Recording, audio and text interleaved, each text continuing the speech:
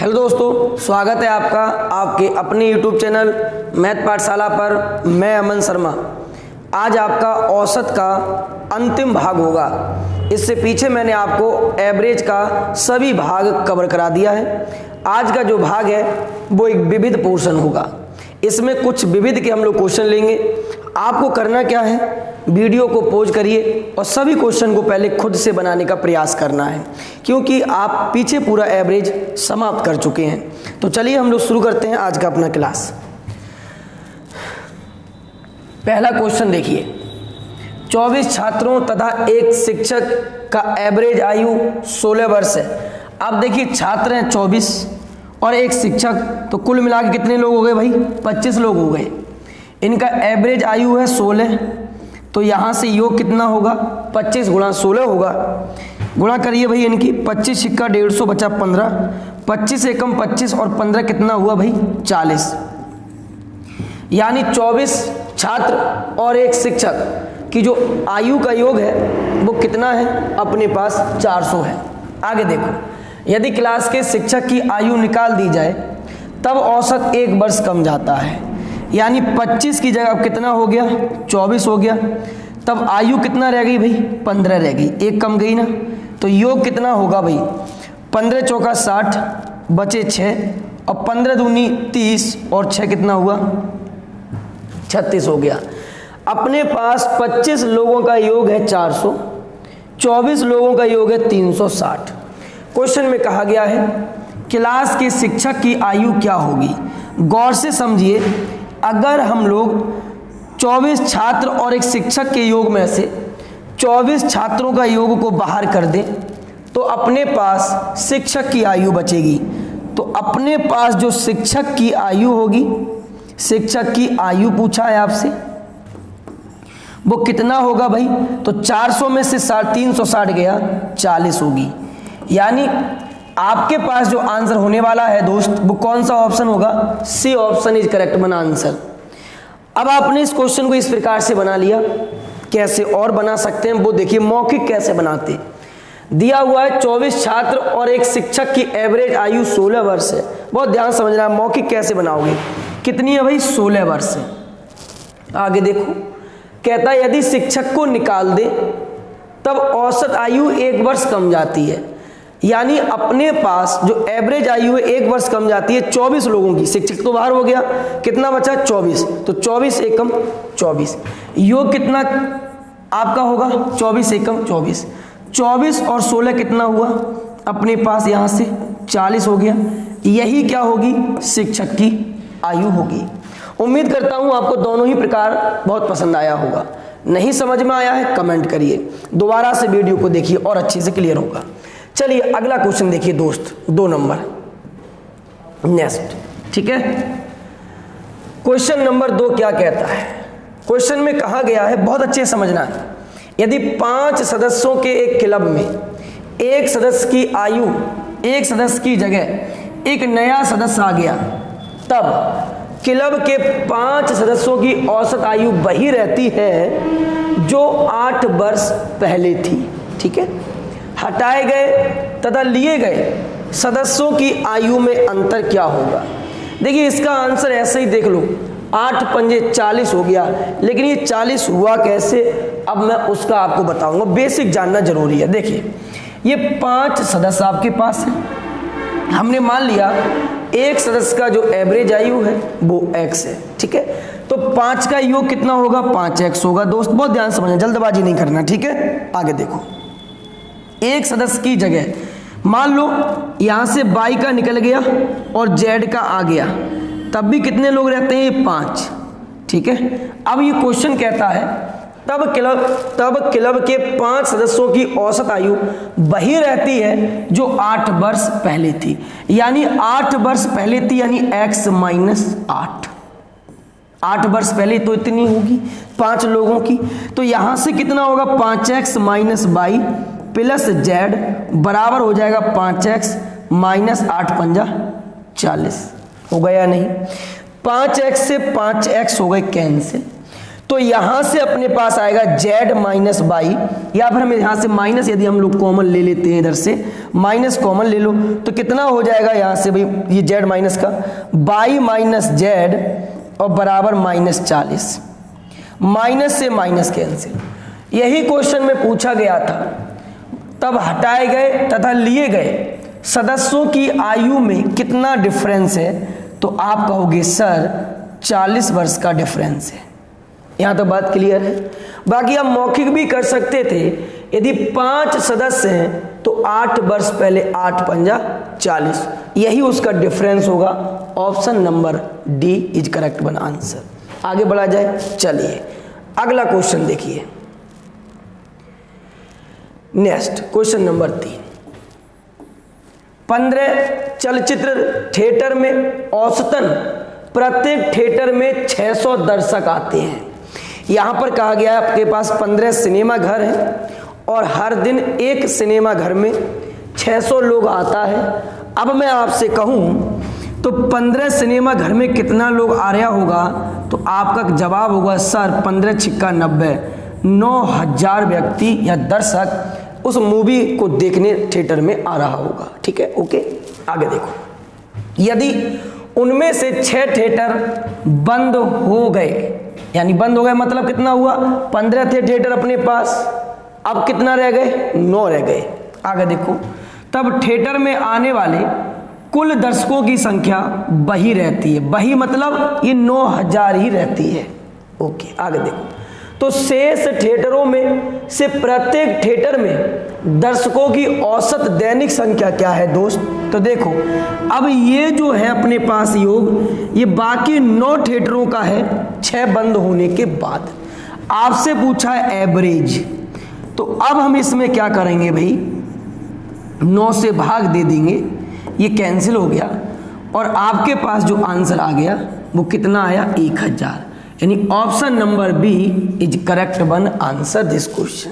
हो गया क्लियर, समझ में आ गया आपके। आप इतना पीछे एवरेज पढ़ के आए हैं, 11 टाइप आपने पढ़ा है, तो मैं यह उम्मीद करता हूं कि आप एवरेज को भली भांति समझ पाए होंगे और उसी को आधार बनाते हुए आज कुछ क्वेश्चन मैं आपको विविधि करा रहा हूं यहाँ पर। ठीक है ना, चलिए अगले क्वेश्चन में आते हैं। 4 नंबर क्वेश्चन देखिए। क्वेश्चन कहता है, एक व्यक्ति का खर्च फरवरी तथा मार्च 2 महीने, कौन कौन सा, फरवरी और मार्च, प्रत्येक महीने में 10,000 रुपये बढ़ गया है। ठीक है, यदि जनवरी में उसका खर्च इतने रुपया था तो जनवरी से मार्च तक का उसका एवरेज खर्च क्या था। देखो दोस्त, जनवरी में उसका खर्च कितना है, तो आप कहोगे सर 10,000 है। बात क्लियर है। अगर हम लोग फरवरी की बात करें भाई, तो फरवरी में क्या हुआ, उसका 10,000 बढ़ गया, यानी 10 और 10 कितना हो गया, 20,000। ओके, मार्च में क्या हुआ भाई, तो मार्च में भी उसका एवरेज खर्च, सॉरी जो खर्च था वो 10,000 बढ़ा है, यानी मार्च में कितना हो गया दोस्त, 30,000। ठीक है, ओके। अब क्वेश्चन ये कहता है जनवरी से लेकर मार्च तक का उसका एवरेज खर्च क्या होगा। तो एवरेज खर्च बराबर क्या होता है, टोटल योग बटे जितना भी आपका समय का वो एवरेज है। तो कर दीजिए यहां से 10,000 और प्लस कितना है, 20,000 प्लस अपने पास यहां से है 30,000। कितने महीनों का है ये दोस्त, 3 महीनों का है। 3 से भाग दे दो, 3 2 5 और 1 6, यानी आपके पास जो आएगा वो 60,000 और इसमें 3 से भाग दोगे तो आंसर आपके पास आ रहा होगा कितना, 20,000। यानी option number A is correct one answer this question. हो गया क्लियर, ओके। नेक्स्ट क्वेश्चन पे आगे बढ़ा जाए, समझ में आ गया आपके। ठीक है, अगला क्वेश्चन देखिए। नेक्स्ट बहुत ही बेहतरीन क्वेश्चन मैं आज आपके लिए लेकर आया हूं, जो रेलवे ने प्रीवियस में पूछा गया है। देखो, निम्नलिखित तालिका के आधार पर दिए गए 6 महीनों में इकाई में निर्मित स्क्रू की औसत संख्या बताओ क्या होगी। ये हर महीने का स्क्रू की संख्या हजारों में बन रही है, जनवरी में, फरवरी में, मार्च में, अप्रैल, मई और जून में हम ये कह सकते हैं ये आपके पास 6 महीने का डाटा है। और एवरेज निकालने के लिए सभी संख्याओं का योग बटा जितना आपके पास समय होता है। अब देखो 200, 300, 500 और ये 500, 1000 और ये 500, 1500, यानी अपने पास दोस्त ये 1500 हो गया। कितने महीनों का हुआ? आप कहोगे सर 6 महीने का। यही क्या होगा? आपका एवरेज होगा। 6 से इसको डिवाइड करो तो आपके पास आ जाएगा 6 दूनी 12, 3 बचा, 6 पंजे 30, यानी 250। Option number C is correct one answer. समझ में आ गया यहाँ तक? आपके समझ में प्रत्येक सवाल आ रहा है ना? इसका मुझे आप कमेंट करके बताइए, ठीक है ना? ओके, अगला क्वेश्चन देखो नेक्स्ट। बहुत ही प्यारा क्वेश्चन है, आप खुद से पहले बनाने का कोशिश करिए। मैं ये मान के चलता हूँ जितना भी स्टूडेंट अभी ये वीडियो देख रहा है उसका 90% इस क्वेश्चन का गलत आंसर देने का मकसद जरूर होगा। आप चेक करके देखो अपने आप को एक बार। एक फुटबॉल टूर्नामेंट में रियल मैड्रिड ने 33 गोल किए, ठीक है, और 22 गोल इसके विरुद्ध किए गए हैं। रियल मैड्रिड प्रत्येक खिलाड़ी के लिए किए गए गोलों की औसतन संख्या की गणना करिए। यहां सवाल ने आपको बहुत ज्यादा घुमाया है, लेकिन आप मैथ पाठशाला चैनल के स्टूडेंट हो, आप नहीं घूमोगे, ठीक है? देखो, अपने पास रियल मैड्रिड ने 33 गोल करे, इसका कोई मोल नहीं है। ओके, 33 गोल करे हैं, प्रत्येक खिलाड़ी का पूछा है। आपको यहां ये पता होना चाहिए कि फुटबॉल की एक टीम में कितना खिलाड़ी होता है। तो फुटबॉल की एक टीम में 11 खिलाड़ी होता है। 11 से हम लोग भाग दे देंगे तो औसतन निकल के आएगा कितना? 3। और यही आपसे पूछा गया था। Option number C is correct one answer. बहुत ही अच्छा सवाल था, अच्छे से पढ़ने के बाद आपसे ये कलेक्ट हो पाया होगा। हो गया क्लियर? यहाँ तक समझ में आ गया? जीएस की अगर थोड़ी सी हम लोग बात कर लें, हम जानते हैं कि रग्बी फुटबॉल में सर्वाधिक खिलाड़ी होता है, ठीक है? कितना होता है? तो 15 होता है। ये आपको याद रखना है, ठीक है? तो फुटबॉल में कितना खिलाड़ी होता है? 11 खिलाड़ी होता है। आप मुझे कमेंट में बताओगे खो खो में कितना खिलाड़ी होता है और वाटर पोलो में कितना खिलाड़ी होता है। इसका आप मुझे कमेंट करके बताओगे, ठीक है? आइए अगले क्वेश्चन पे हम लोग आते हैं। नेक्स्ट क्वेश्चन देखिए। क्वेश्चन कहता है किसी क्लास के 29 विद्यार्थियों का औसत भार 48 किलोग्राम है। ओके, ठीक है। यदि अध्यापक के भाग को जोड़ दिया जाए तो औसत भार 1/2 किलोग्राम बढ़ जाता है, ठीक है? अध्यापक का भार बताओ कितना है? बहुत इजी है। देखो, 29 विद्यार्थियों का एवरेज भार कितना है? 48 है। तो यहां से आपके पास निकल के आएगा इनका योग। आगे देखो, यदि अध्यापक का भार जोड़ दें कितना हो गया? 30 हो गया। तो क्वेश्चन कहता है एवरेज भार में 1/2 किलोग्राम की वृद्धि हो जाती है, यानी 48 सही 1/2 हो जाता है। बोलो यहां तक बात क्लियर है? अब यहां कुछ योग आपका आएगा। अध्यापक का भार देखो, अगर आप 30 लोगों के योग में से 29 छात्रों का योग घटा दोगे तो यहां से अध्यापक का आपका भार निकल के आपके पास आएगा। यहां से इनकी गुणा करके इधर लिखना और यहां से यहां। लेकिन कैसे आप इन सवालों को डायरेक्ट भी बना सकते हो, आज हम उसके ऊपर बात करने वाले हैं। देखिए, 29 विद्यार्थियों का एवरेज भार कितना है? 48 है, ठीक है? अध्यापक शामिल हो गया दोस्त, तो कितने लोग हो गए अपने पास? 30 व्यक्ति हो गए। ध्यान सुनना है, कितने व्यक्ति हो गए? 30 व्यक्ति हो गए, जिससे औसत भार 1/2 बढ़ गया।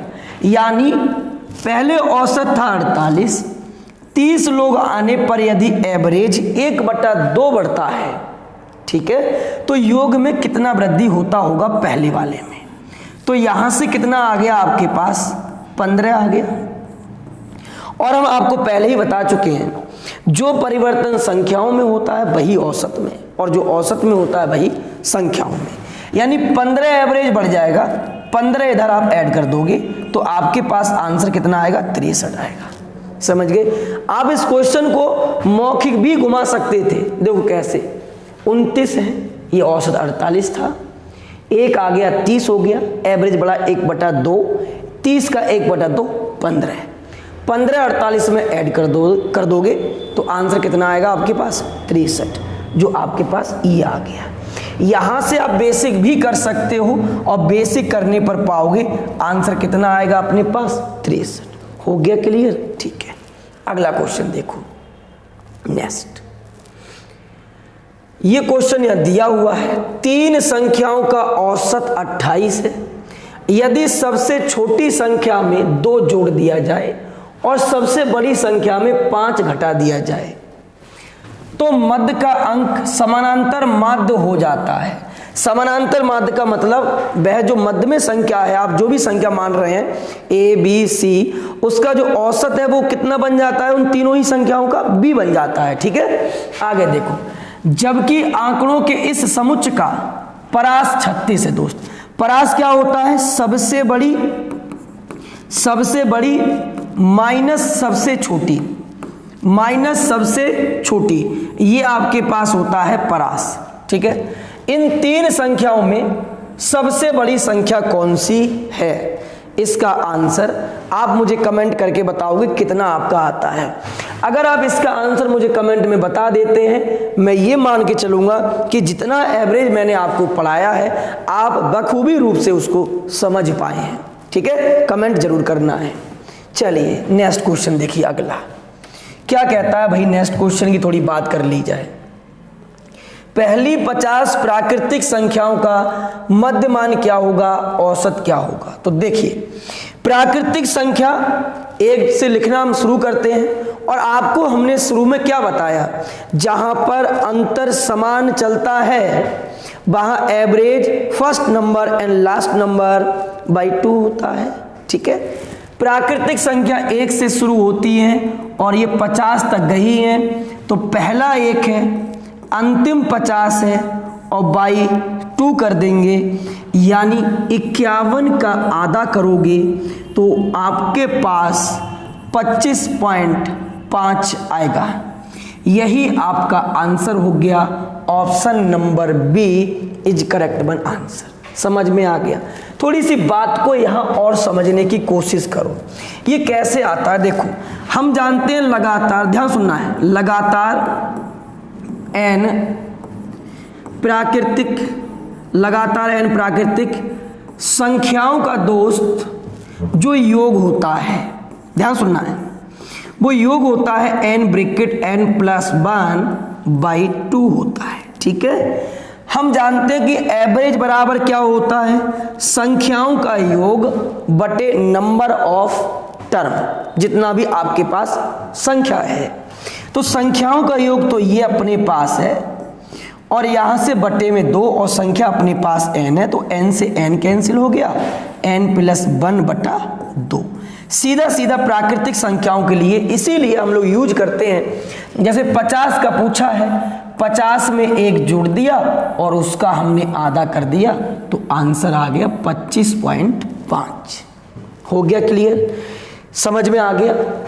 इसी के साथ आज हम लोग अपनी सेवा को यहीं तक रखते हैं। नेक्स्ट क्लास में आपके लिए नेक्स्ट चैप्टर लेके मैं आऊँगा, और आपको पता है पूरा होल मैथ मैं इसी प्रकार से आपको पढ़ाने वाला हूँ। अधिक से अधिक वीडियो को शेयर करिए। यदि अब तक आपने हमारा चैनल सब्सक्राइब नहीं किया है तो चैनल सब्सक्राइब कर लीजिए, और उसके बगल में दे रखी बेल आइकन की घंटी को जरूर दबा लें, जिससे मैं जब भी वीडियो अपलोड करूँ उसका नोटिफिकेशन आप तक पहुँच पाए। चलिए रखते हैं सेवा आज की यहीं तक। थैंक यू, धन्यवाद।